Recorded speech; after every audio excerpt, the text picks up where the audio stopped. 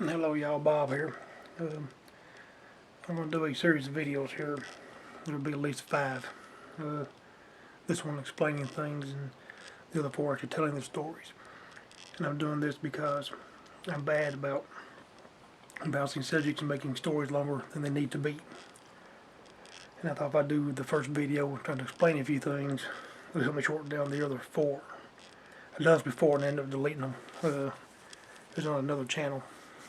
And if you don't know who I am, my name's Bob. I'm called Maverick Mac. That's kind of an alias or kind of a code name, kind of 007 if you don't know. In my youth, a lot of problems I encountered. I knew too much about things too early, way too early.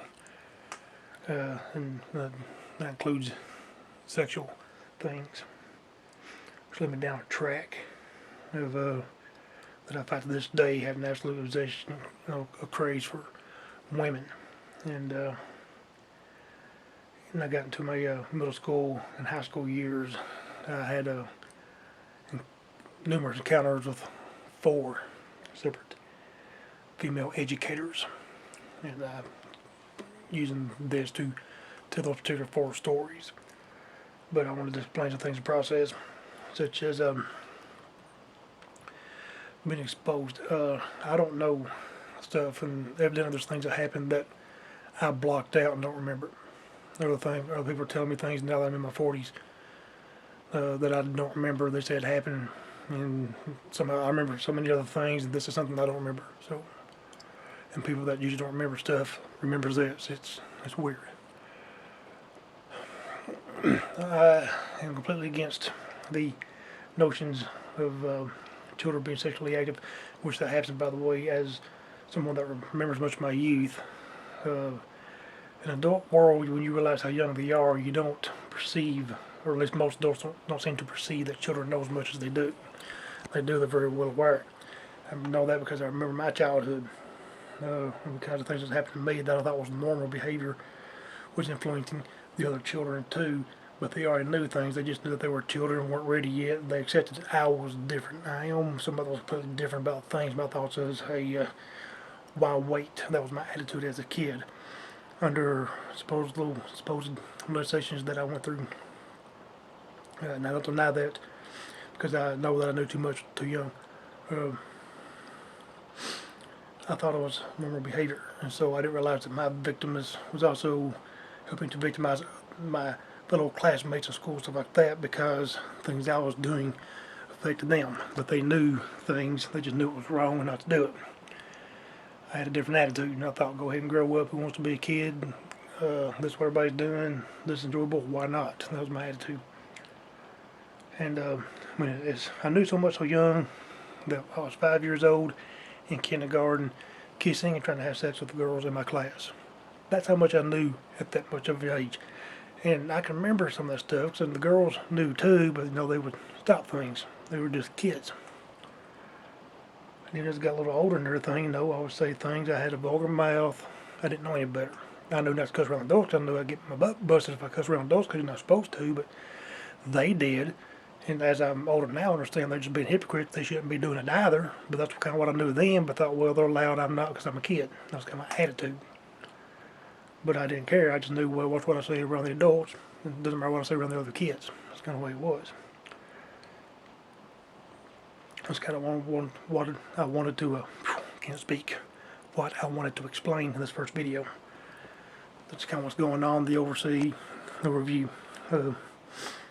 I do not know if there is a silver lining because things are theoretical. I can say this. I don't know if this is true. Some people says it is. I'm one of those kind of iffy. I see myself as somebody that never had the admiration for children. Even today, if I had experience, I still would be normal and against what I am. Some people seem to think that you can be molded. Okay, fine. I can't disprove that. I don't believe it, but I can't disprove it. Let's go with that for a minute, though. If there's a silver lining behind all this stuff that I've endured in my youth, I would go so far as to say that maybe the things that I'm going to tell you more about here in a minute, because I get through more of my middle school and high school years, that the things that I seen as a youth molded me, if you want to go by the mold theory, that you can be molded into who you become as an adult. I was molded into having admiration for adult women. So if you want to go with that theory, then the experience I had when I was a youth kept me from being a monster. Of course, you can see how that has its own flaws, and like, I don't know if that's true or not. You're trying to glorify it. No, I'm not. I disagree with adults having sexual contact with children. Just as children, believe me, I was a kid. I remember children would do things too. Now, it's one thing to sit there and talk about adults molesting children, how sick that is. What do you do when you have children who are doing these things behind the scenes? What do you do? That's something that's never talked about. And believe me, I know, I remember being a kid. Kids will do these things. There was a girl younger than me when I was a kid. She was bad about it too. She loved looking and touching and things like that as a kid. And she told a friend of mine to this day. So people try to pretend that kids don't know anything. They're really fooling themselves. Kids do. I think most of them try to behave. Some of them don't. Male or female, some of them don't. And so as I got older, so experiencing those other situations with those, of course, no, I'm not going to, it was wrong for those educators to do that. But I'm a hypocrite and a narcissist to make myself the exception. I'm not rating them out. I'm not going to say their names because I don't want to get them in trouble. I make myself the one exception because I know that, like most other people out there that have been blessed as kids who are tore up or hurt and cry, I don't get that. I don't get that poor pitiful me. I was such a victim and no blah blah blah. I've always been me. Even as a kid, I enjoyed those things, and I know I did. As a teenager, the teachers, well, educators were wrong for doing what they did. I agree 100%. They should be punished, but I'm not going to write them out.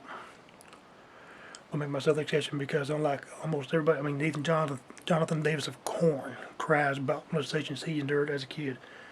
Anybody doesn't know the story, the proper belief is that it was his dad molesting him. No, it's not. Jonathan Davis has been on record to say that it was a female babysitter, but his parents did nothing about it. The popular story is not true. Even Jonathan Davis of Korn cries about this stuff. I'm not somebody that cried and thought, oh, my life was destroyed. I've never done that. As a kid, all the way up to even now. Enjoyed every second of it. Pushed for it, strive for it. That's the way I was. People use the word pervert. All right, well, I'm not a pedophile. You want to say I'm a little bit too perverted toward women? Okay, fine, I'll take that. When I was that age, what you want to say? I was perverted. I'm an adult now, got many years experience, maybe I'm now proverted. Am I a pervert? A professional pervert? So what you want to imply? Just a little bit of jokes there, yeah. So yeah, I wanted to explain that. I don't think there's no silver lining. I don't believe the mogul theory. But if you're somebody that does and doesn't believe what I'm saying right there, then I don't know what to tell you. Because I just sit there and say, well, if there must be a silver lining, then maybe it's okay to make sure that young boys are groomed by older women to make sure they don't become perverts. So what you're trying to say, that all of a sudden it's justified and okay? No, you can't do that. It's wrong. But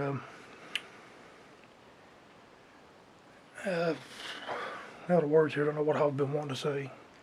I want to take this moment to explain a few things.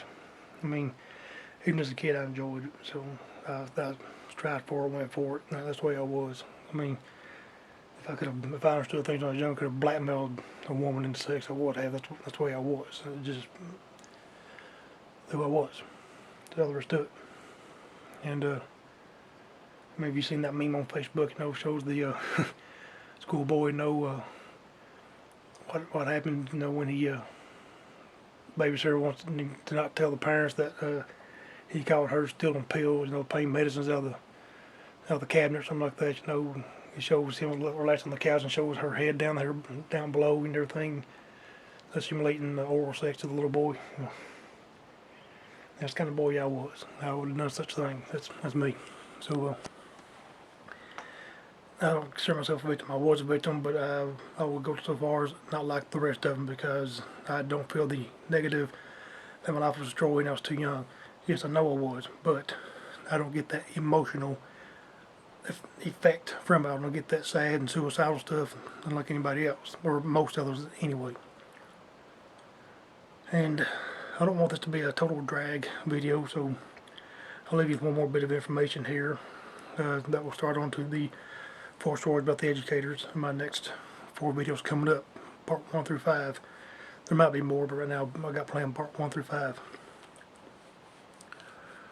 There was a particular incident when I was a boy. I was 8 years old, living out the country in eastern Kentucky.